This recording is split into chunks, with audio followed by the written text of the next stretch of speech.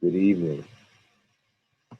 The book of Proverbs, chapter 10, verse 22, states, "The blessings of the Lord he maketh rich, and he addeth no sorrow with it." I extend to you and to your family the blessings of the Lord this evening. May you know love, joy, peace, justice, and prosperity.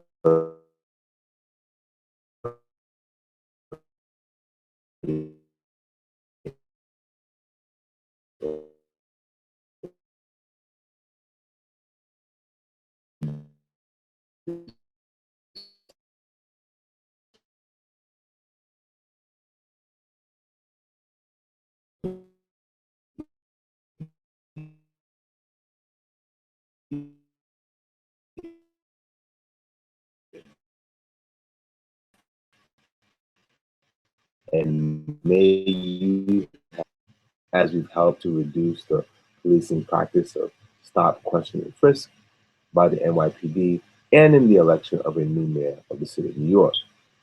But we have been clear that even these substantive changes were only the small tip of an enormous criminal justice iceberg threatening the very existence of peoples of color and poor communities throughout New York City.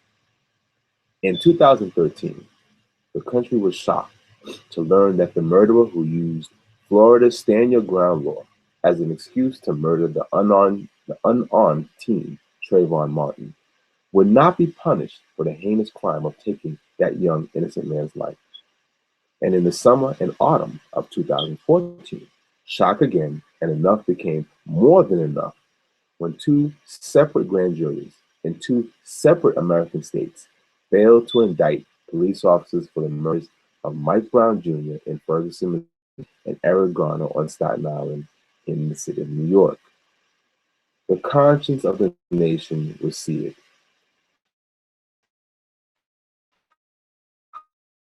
How was this and our system could be so unbalanced and so unjust, even in the presence of so much incontrovertible evidence? The book of Proverbs tells us again in chapter 11, verse 1, that a false balance is an abomination to the Lord, but a just weight is his delight. As a consequence of these unjust peoples of faith and goodwill from throughout New York City and all over the country began to see, and displays of nonviolent direct action all over America and even in cities around the world. They marched, engaged actions of civil disobedience, participated in die-ins, and took to social media to give their spirit voice as they protested systemic and rampant injustice in America's system of policing and criminal justice. With heavy hearts, but with the heart filled with hope that we have the power to create and build a better system of justice rooted in human rights, dignity, equity, and equality for all.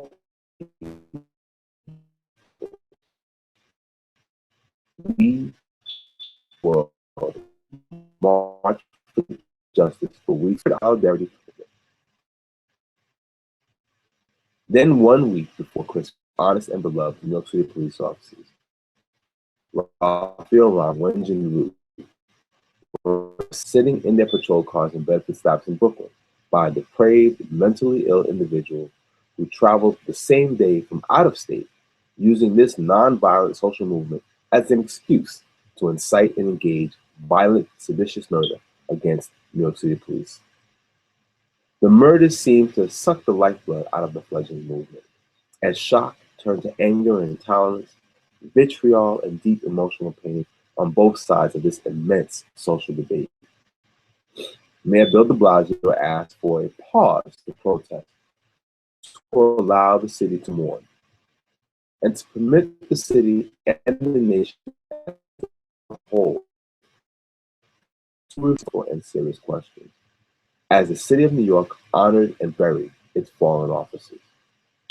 I, as a consecrated bishop and faith leader in the city of New York, attended the funerals for NYPD detectives Ramos, and Lou, not only to pay respects and to offer love and condolences to their families, but to as well extend the broader message that police officers are not the enemy of the people, that we love and have great respect for those that wear the uniform and have taken the oath to protect and to serve the citizenry, and who put their lives on the line daily to uphold a society built upon human and civil rights and of law.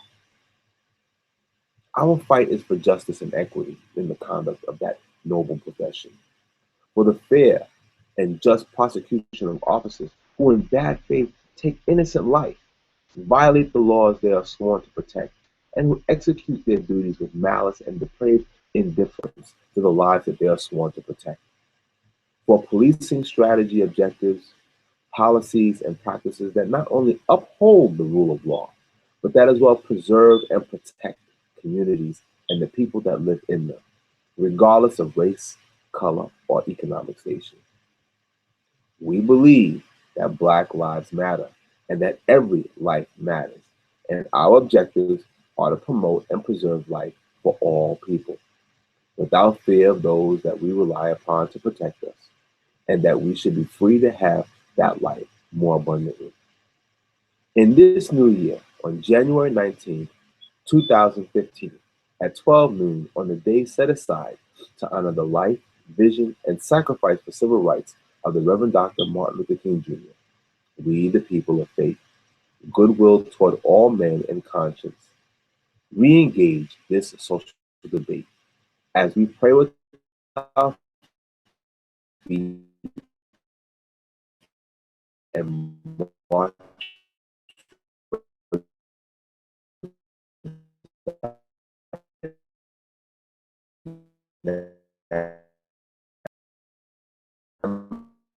for criminal justice reform in protest and direct action of militant nonviolent speech for systemic social change. It is important for all to recognize and remember that speech is not free. All speech carries consequences, whether for good or ill. That the best speech inspires us to love and to dream, to reach for the brass rings in life, to become better than ourselves, and to embrace the better angels of our sin depraved human nature. Talk is never cheap. Words are actions, and actions are words. We have a hope that through the action of our words and nonviolent social deeds, we can reach the better angels of our human nature to inspire progressive conversation and debate, and to ultimately inspire the change in public policy regarding policing in the city of New York and throughout this country that belongs to all of us, that will truly guarantee, at the most practical human level, in the streets of American cities and towns, liberty and justice for all. This is why we will march on Monday, January 19th, 2015. And this is why I'm asking you to join with us on this day of direct public action. Join with us as we pray with our feet, walking through the streets of Harlem and throughout the city of New York. Join with us in spirit if you cannot join with us in body, to pray for the healing of our cities and towns and for the healing of the country. Pray with us for betterment of all human relationships. Pray that police within the city of New York and everywhere will understand that we love and appreciate them and their service. Pray for the understanding that police are not the enemy, that blue lives matter and Black lives matter. To let it be known that all lives matter. Let it be known that we march for life and that we shun and defy death.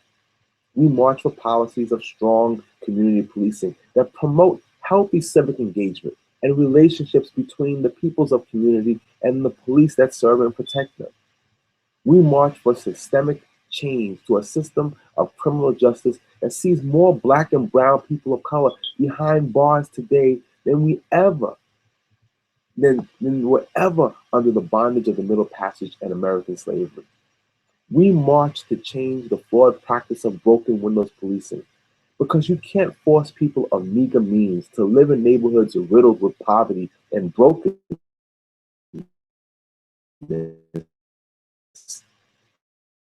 and then penalize those very people. The system of criminal justice feeds off of that brokenness and indigence to fuel the engine of the very system created to protect them through arrests and court costs and lawyers and jails and prisons and the mansions and fancy automobiles of those who earn their bread on the backs of those imprisoned by societal injustice. We march to eradicate the school to prison pipeline.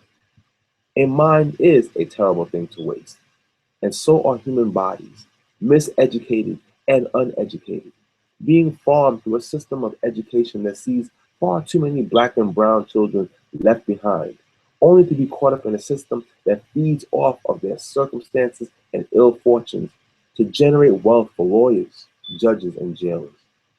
We march for stolen lives, for shattered families, for busted and disgusted neighborhoods. We march for a new day and a better day, a day that honors the power and spirit of our nation's creed. We, the people of the United States, assembled for this march on the day that the nation honors the spirit, life, and legacy of the Reverend Dr. Martin Luther King Jr. and the movement for civil rights in America in order to form a more perfect union, establish justice, ensure domestic tranquility, provide for the common defense on the streets of our towns and cities, promote the general welfare for every person, irrespective of their race, color, or religious creed, and to secure the blessings of liberty to ourselves, the nation as a whole, and our posterity. Do endorse the Constitution of these United States of America, and do ordain and establish marches to guarantee liberty and justice for all. When in the course of human events, it becomes necessary for one people to question and alter the political bands which have connected them with another, and to assume among the powers of the earth the separate and equal station to which the laws of nature and our nature's God entitle them. A decent respect to the opinions of mankind requires that they should declare the causes which compel them to direct civil action. We hold these truths to be self-evident, that all men and women are created equal, that they are endowed by their Creator with certain unalienable rights, that among these are life, liberty, and the pursuit of a proper education and happiness, that to secure these rights, governments are instituted among men and women, deriving their just powers from the consent of the governed, that whenever any form of government becomes destructive of these ends, it is the right of the peoples subject to it to alter or abolish it, and to institute new government, laying its foundation on such principles and organizing its powers in such form as to them shall seem most likely to affect their safety and happiness, as well as that of the nation as one people. Prudence indeed will dictate that governments long established should not be changed for light and transient causes. And accordingly, all experience has shown that mankind are more disposed to suffer while evils are sufferable than to right themselves by abolishing the forms to which they are accustomed. But when a long train of abuses and usurpations, pursuing invariably the same object, evinces a design to reduce them under absolute social, economic, and criminal injustices, it is their right, it is their duty to throw off such government and to provide new guards for their security. Such has been the patient sufferance of Black and brown peoples and the poor in communities throughout America. And such is now the necessity which constrains us to alter our systems of government.